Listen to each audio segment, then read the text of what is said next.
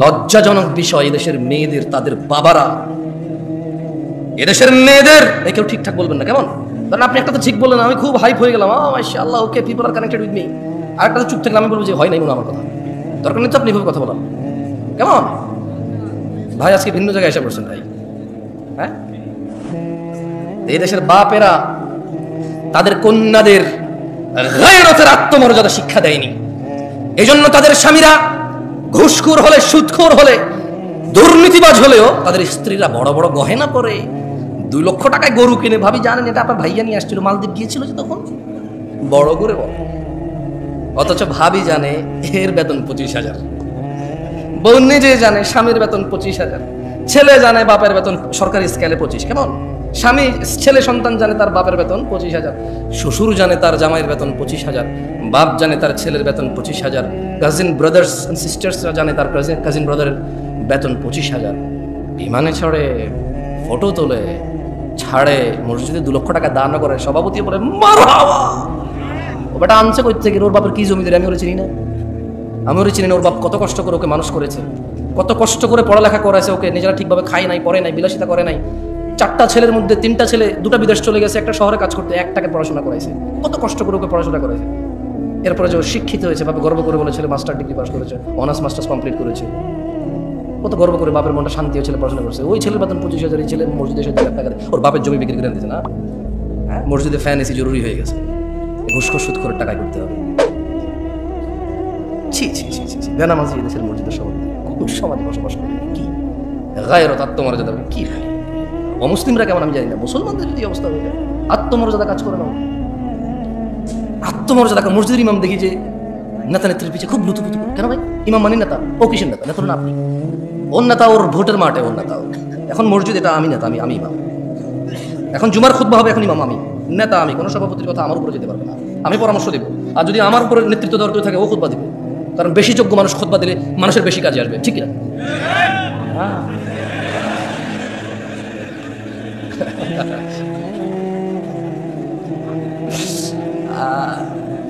অভ্যাস সহজে যাবে না, সহজে যাবে না।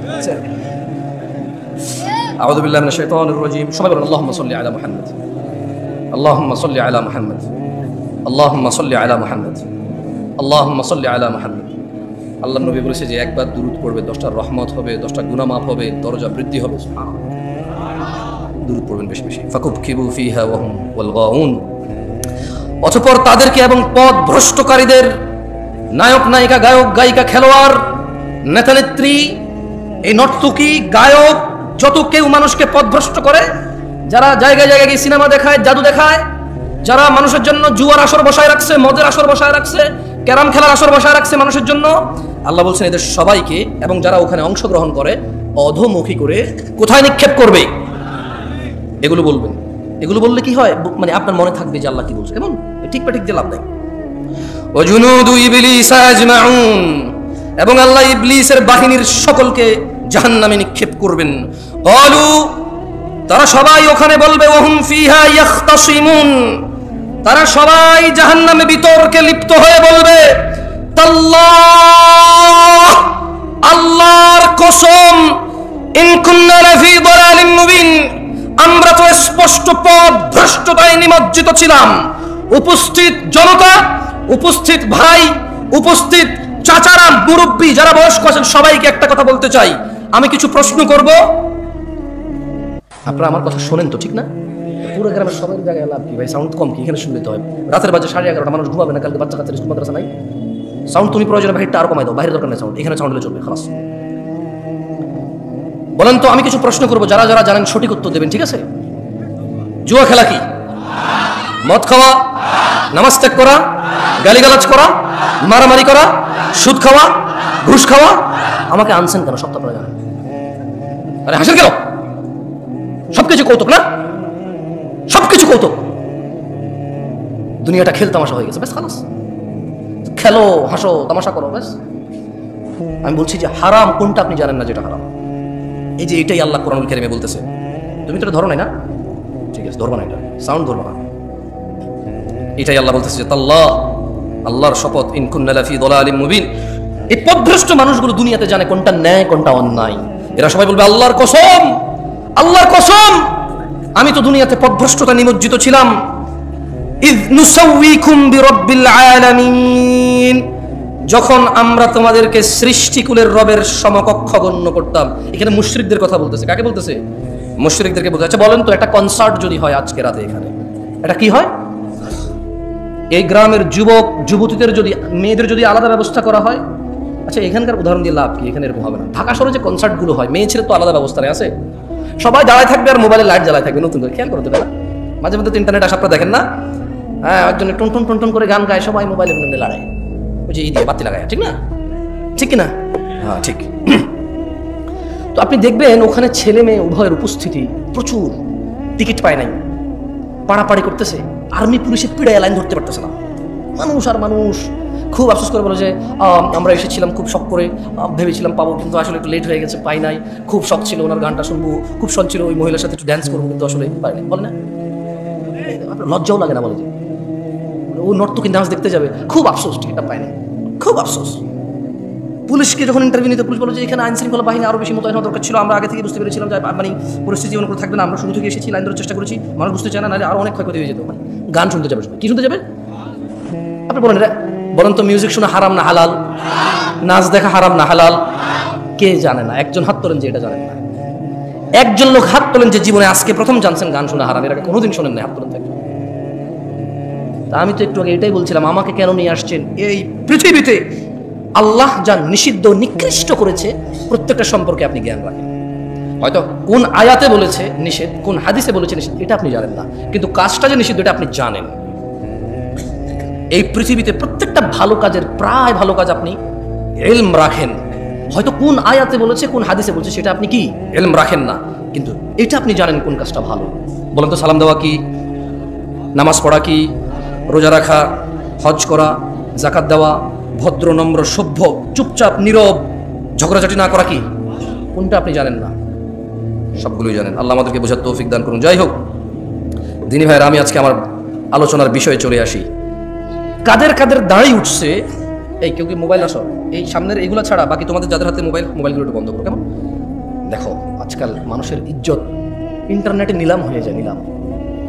কোনো মুসলমানের ইজ্জতের পরোয়া করে না। কোথাও দুজন ঝগড়া করতেছে, কোথায় থামাবে, কোথায় এটাকে, যাতে পৃথিবীর অন্যান্য মানুষ দেখে না শেখে, এটাকে দমন করবে, উল্টা আরো ভিডিও করে করে ছেড়ে দেয়। আর এই পুরো বাংলাদেশের সব মানুষকে বুঝাই দেয় যে এইভাবে ঝগড়া করা যায়, এরকম হয়, করা যায়, বল থাকলে, শক্তি থাকলে, মেজাজ থাকলে করা যায়। এগুলো ঠিক না। ভালো কাজ প্রচার করা উচিত, খারাপ কাজ দমন আর এটাকে কি বলে, এটাকে মানে এটাকে টেক ডাউন করা উচিত, প্রচার করা উচিত না। ওকে, মোবাইল রাখছেন সবাই না? সবাই আপনারা শ্রোতাদের মধ্যে যারা আছেন মোবাইল রেখে দেন। এগুলো যারা আছে এগুলো দাঁড়ায় গেছে এদিকে, আপনাদেরকে দেখা যাচ্ছে না, ঠিক না? কিন্তু আপনাদের যাদের মোবাইল আছে সামনের লোকজন দেখা যাচ্ছে। আমি দুইটা প্রশ্ন করব, আপনারা কি সুন্দর উত্তর দিবেন আমাকে? প্রথম কথা হলো, আমি আপনাদের বলবো কেউ কারো দিকে তাকাবেন না, সবাই হাত তুলবেন যারা আজকে, আমি বলে দিচ্ছি, কেউ কারো দিকে তাকাবেন না, সবাই নিম্নমুখী হয়ে অথবা যেভাবে তাকায় আছেন সামনে এভাবে তাকায় থেকে হাত তুলবেন যারা আজকের ফজরের নামাজ পড়েন নাই। হাত তোলেন ফজরের নামাজ যারা পড়েন নাই। না তুলেন, সমস্যা না, তুলে রাখেন, তুলে রাখেন। কিছু মানুষ হয়তো বুঝিনি এখন আমার কথা। যারা আজকে ফজর নামাজ পড়েননি হাত তোলেন, তুমি ভিডিও করবে না। এই ছেলে মোবাইল নামাও, মোবাইল নামাও, হ্যাঁ মোবাইল নামাও। যারা ফজর পড়েননি রাখেন, এবার হাত নামান। এবার আমি আরেকটা হাত নামান, আরেকটা প্রশ্ন করি। এই যে আজকে এখানে মাহফিল শিবগঞ্জে, যারা এখানে উপস্থিত আছেন, উপস্থিতদের মধ্যে যারা আজকেই ঈশান নামাজ পড়েন নাই তারা হাত তোলেন। কেউ কারো দিকে তাকাবেন না প্লিজ, লজ্জা পাওয়ার দরকার নাই, কাউকে লজ্জা দেওয়ার দরকার নাই।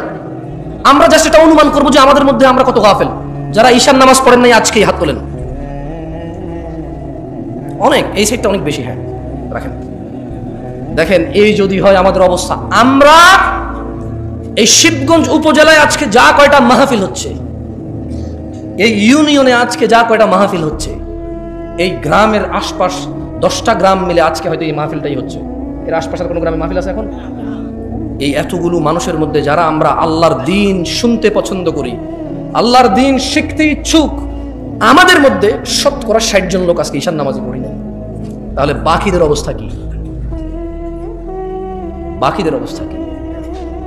সালাহ, আপনারা কেউ কি মনে কষ্ট নেবেন আমি যদি এই যে মাইক ম্যানের সাথে একটু কথা বলি? ওকে তিরস্কার করবেন? ছোট ভাই তুমি আমার একটা কথা বলি, মনে কিছু করবে না, তুমি আজকে ঈশান নামাজ পড়ো নাই, কিন্তু হাসতেছেন কেন?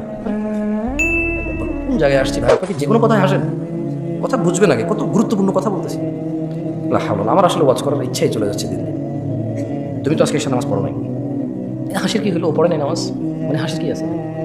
এটা আমি বুঝতে পারছি, ও পড়ে নাই। এবার ওকে দিয়ে বলি, প্যান্ডেলওয়ালা আছে এই জায়গায়? প্যান্ডেলওয়ালা আছে? আজকে তোমাদের ভলান্টিয়ার কতজন? সবাইকে ডাকো। ওখান থেকে আমি মিনিমাম ছেলে পেলেকে বাড়িতে বোঝার এসে নামাজ পড়ে নিই, সব বাইরে আছে না? ঠিক আছে, আমি চলে গেলাম ইনশাআল্লাহ। ওয়াজ শেষ করে তোমরা কালকে বিচার করি তোমাদের, যে তোমাদের ভলান্টিয়ারদের মধ্যে কত ছেলে ইভেন নামাজ পড়ে নিয়ে এসে, কিন্তু ওরা ওয়াজ করাচ্ছে আমার কত দূর থেকে নিয়ে এসে। ওদের কথা হচ্ছে সারা বাংলাদেশের, সারা শিবগঞ্জকে হিদায়ত করে দেবে, তাহলে কোনো মানুষ খারাপ করবে না, সব খারাপ আমাদের। হুজুর নিয়ে আসছি দূর থেকে, সব মানুষের হিদায়ত করে দেবে, কেউ আর অন্যায় করবে না, তাহলে একমাত্র অন্যায় করার বাকি কে থাকি? আমরা আমরা আয়োজন করে হুজুর নিয়ে এসে সবাইকে ফু দিয়ে হেদায়ত করে দেবে। ফু দিয়ে হেদায়ত হয় না, ফু দিলে হেদায়ত হয়? হেদায়ত কে দেয়? চাইতে হয় কিনা? কারা চায়? যারা জান্নাতের আশা করে, যারা জাহান্নামের ভয় পায়। একটা মাইকম্যান এই শীতকালের সিজনে এমন কোনো দিন নেই যেদিন সে ওয়াজ শোনে না। এদেশের ওয়াজ যদি মানুষের খুব বেশি একটা কাজে আসতো, সবার আগে ও সবচাইতে ভালো মানুষ। আমি ওকে খারাপ বলছি না, আমি ওকে মানুষ হিসেবে খারাপ বলছি না। আমার ওয়াজ যদি কারো কাজে আসতো, আমি বিলিভ করি প্যান্ডেলওয়ালা, মাইকওয়ালা আর স্বেচ্ছাসেবক ভলান্টিয়ারদের সবার আগে কাজে আসতো। কিন্তু আমি দেখেছি এদেশের আয়োজকদের মধ্যেই বেনামাজি, ঘুষখোর, সুদখোরে ভরপুর থাকে। দু একজন ভালো থাকে, দু একজনের ইচ্ছা চেষ্টায়, বাকিরা যে সাড়া দেয় এটার জন্য তারা নেকি পাবে যদি তারা নামাজি হয়ে মরে, আর বেনামাজি মরলে উঠলে হিসেবেই আসবে না। আল্লাহ আমাদের বোঝার তৌফিক দান করুন। তোমাদের যাদের বয়স, মানে যাদের দাড়ি উঠেছে এবং দাড়ি শেভ করো তোমরা যারা, কেমন?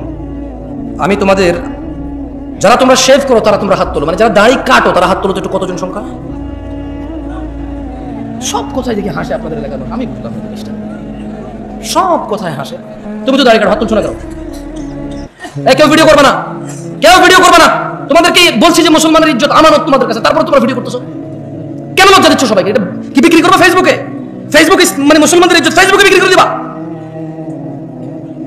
হাত তোলো যারা শেভ করো, দাড়ি কাটো যারা, ছোট করো, শেভ না ছোট করো, একটু সাইজ করো যারা, তারাও তোলো, তোলো তোলো তোলো তোলো। হাত নামাও, হাত নামাও। জান্নাতে যেতে চাও? তবে শোনো, শিবগঞ্জের মানুষ 20 মিনিট কথা বলবো, আর ইনশাআল্লাহ সর্বোচ্চ 20 মিনিট কথা বলবো ইনশাআল্লাহ। দেখো তোমার জান্নাতে যাওয়ার জন্য কোনো কিছু পাও কিনা, যেটা তোমার মানতে ইচ্ছে হবে, যেটা তোমার শিখতে ইচ্ছে হবে, করতে ইচ্ছে হবে, আর জান্নাতে যেতে ইচ্ছে হবে। قال الله تعالى إن الدين عند الله الإسلام, নিশ্চয়ই আল্লাহর কাছে একমাত্র মনোনীত দিন হচ্ছে ইসলাম। وما اختلف الذين اوتوا الكتاب الا من بعد ما جاءهم العلم بغيا بينهم, আর যাদেরকে কিতাব দেওয়া হয়েছিল তারা কেবল নিজেদের পরস্পরের নিজেদের ঝগড়াঝাটির বলিবশত হয়ে বিদ্বেষ পোষণ করেছে। তাদের কাছে জ্ঞান আসার পরেও জানা করা কি, দাড়ি কাটা কি, সুদ খাওয়া কি, ঘুষ খাওয়া কি, মারামারি করা, বাপ মায়ের অবাধ্য হওয়া, নামাজ ত্যাগ করা, গালিগালাজ করা। আল্লাহ বলছে জ্ঞান আসার পর নিজেদের বিদ্বেষ, নিজেদের একজন আরেকজনের সাথে প্রবলেম, এই দল ওই দল, ও দল এই দল, ওরা হানাফি করে, এটা শাহাফি করে, এটা মালাকি করে, ওটা হাম্বালি করে, ওটা চিশতি করে, ওটা সাবরি করে, ওটা তরিকত করে, ওটা হাকিকত করে, ওটা মারেফত করে, হ্যাঁ ওটা চিশতি করে। এই শুধু মানে এটা কেন করবো না, এটা তো সুন্নত। বলছে যেটা ওয়াহাবি করে।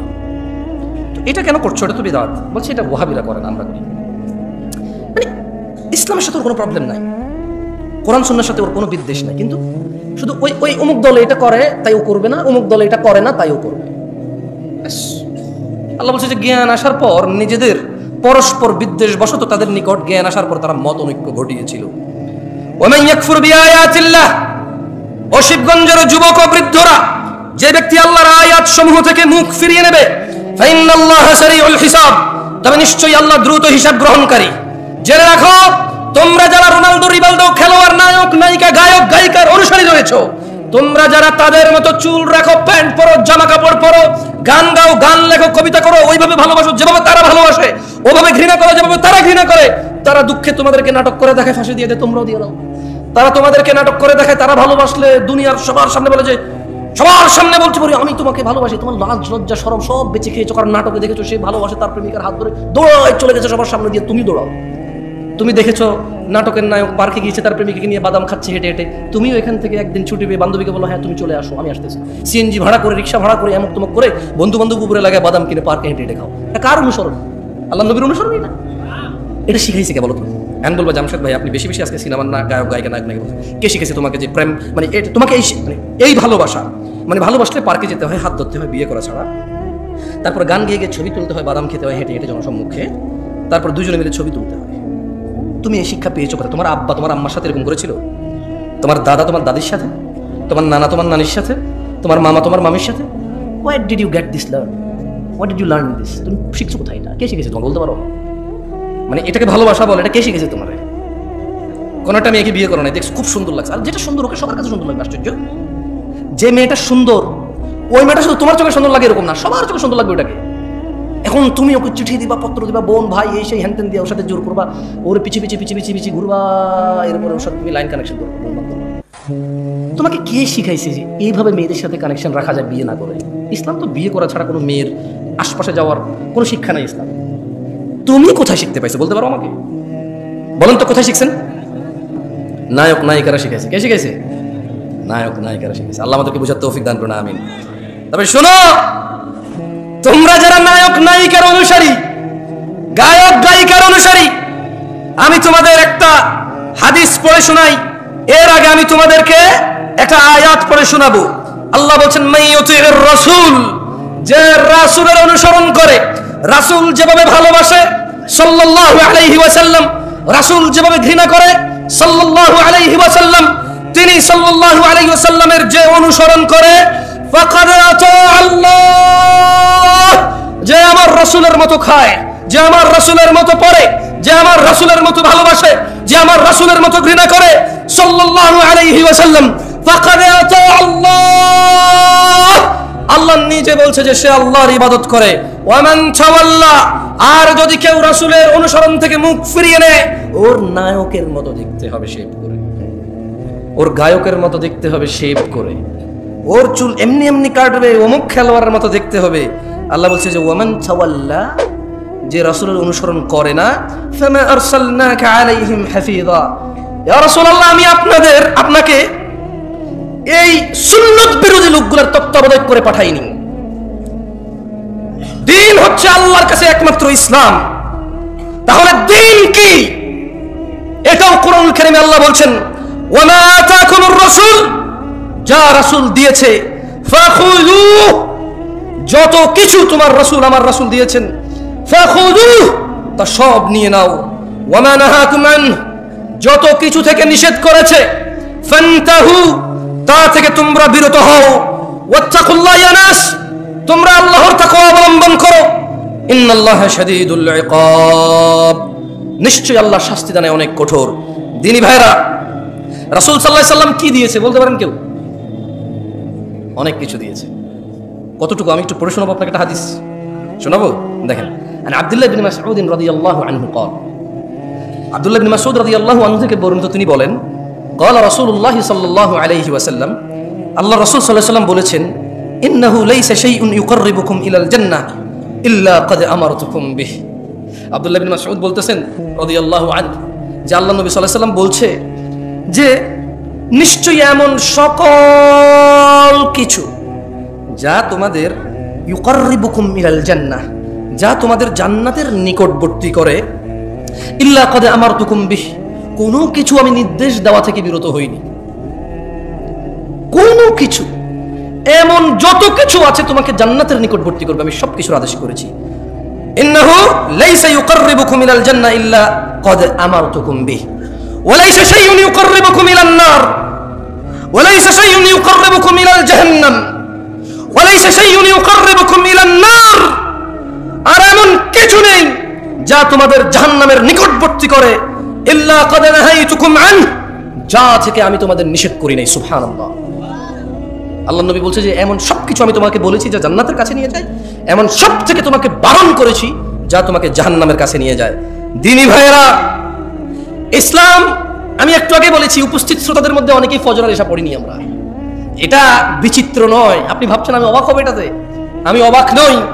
কারণ আন আবি হুরায়রা রাদিয়াল্লাহু আনহু قال আবু হুরায়রা রাদিয়াল্লাহু আনহু বলছেন, ওনার থেকে বর্ণিত, ক্বালা রাসূলুল্লাহ সাল্লাল্লাহু আলাইহি ওয়াসাল্লাম, আল্লাহর নবী সাল্লাল্লাহু আলাইহি ওয়াসাল্লাম বলেছেন, বাদাআল ইসলামু গরীবা, ইসলামের সূচনা হয়েছিল অপরিচিত অবস্থায়, ওয়া সায়াউদু কামা বাদা গরীবা, অচিরেই তা শুরুর মতো অপরিচিত অবস্থায় ফিরে যাবে। ফাতুবা লিল গুরাবা, সুতরাং এরূপ অপরিচিত অবস্থায় সঠিক ইসলামের উপর যারা টিকে থাকবে, ফাতুবা লিল গুরাবা, সুসংবাদ, সুসংবাদ তাদের জন্য, সুসংবাদ, খুশি হও তোমরা যারা এই কঠিন থেকে কঠিন সময়ে অপরিচিত অবস্থায় যারা ইসলামের উপর টিকে থাকার চেষ্টা করবে। আল্লাহর নবী বলছে, ফাতুবা লিল গুরাবা, সুসংবাদ তাদের জন্য যারা এরূপ অবস্থায় ইসলামের উপর টিকে থাকবে। আপনারা কারা কারা আল্লাহর ভালোবাসা পেতে চান?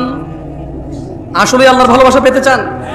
তাহলে টাকনুন নিচে প্যান্ট পরে আর দাড়ি শেভ করে নামাজ মিস করে হবে না, নামান। আল্লাহ বলছেন, কুল, ও মুহাম্মদ সাল্লাল্লাহু আলাইহি ওয়াসাল্লাম, আল্লাহ বলছেন যে কুল, আপনি বলেন, ইন কুনতুম তুহিব্বুনাল্লাহ, যদি তোমরা আল্লাহকে ভালোবাসো। আমরা কি আল্লাহকে ভালোবাসি? ভালোবাসি আল্লাহকে, জান্নাতের মালিককে ভালোবাসি, বিচার দিনের মালিককে ভালোবাসি, জাহান্নাম থেকে উদ্ধারকারীকে ভালোবাসি আমরা। তো আল্লাহ বলছে যে কুল, আপনি বলে দেন, ইন কুনতুম তুহিব্বুনাল্লাহ, যদি তোমরা আল্লাহকে ভালোবাসো, এই দাবি করো, ফাত্তাবিউনি, ও মুহাম্মদ সাল্লাল্লাহু আলাইহি ওয়াসাল্লাম, আপনি বলে দিন যে তাইলে আমি মুহাম্মদের অনুসরণ করো। কার অনুসরণ করতে? কার? দাড়ি কেটে ওনার অনুসরণ হবে? টাকনুন নিচে প্যান্ট পরে ওনার অনুসরণ হবে? দাঁড়িয়ে দাঁড়িয়ে চায়ের কাপ বাম হাতে খেয়ে ওনার অনুসরণ হবে? ডান পা দিয়ে টয়লেটে গেলে ওনার অনুসরণ হবে? ঘরে সালাম না দিয়ে ঢুকে গেলে ওনার অনুসরণ হবে? বাতি, ফ্যান, সুইচ এগুলো বিসমিল্লাহ বলে অন অফ না করলে ওনার অনুসরণ হবে? বিসমিল্লাহ বলে দরজা বন্ধ না করলে ওনার অনুসরণ হবে? তো তাহলে ওনার অনুসরণ হবে যদি আমরা ওনার সুন্নতকে পালন করি। আল্লাহ বলছেন, ইউহিব্বুকুমুল্লাহ, যারা যারা রাসূলকে ভালোবাসো, শুনে নাও, তোমাদেরকে আমি আল্লাহ নিজে ভালোবাসি। ওয়াগফির লাকুম যুনুবাকুম, তোমাদের সমস্ত গুনাহ আমি ক্ষমা করে দেব। আল্লাহু গফুরুর রহিম, আর আল্লাহ হচ্ছে অত্যন্ত ক্ষমাশীল। দেখুন, আপনাকে একটা কথা বলি আমি, আউযু বিল্লাহি মিনাশ শাইতানির রাজীম। সেটা হচ্ছে, আজকে উপস্থিত যারা বেনামাজি, নামাজ ত্যাগ করেছেন, যারা উপস্থিত আছেন, কারো বয়স 40 বছর, কারো বয়স 30 বছর, কারো বয়স, আচ্ছা একটু 25 বছরের কম যারা, তারা একটু উঠে দাঁড়াও তো। 25 বছরের নিচে যাদের বয়স কম, উঠে দাঁড়াও।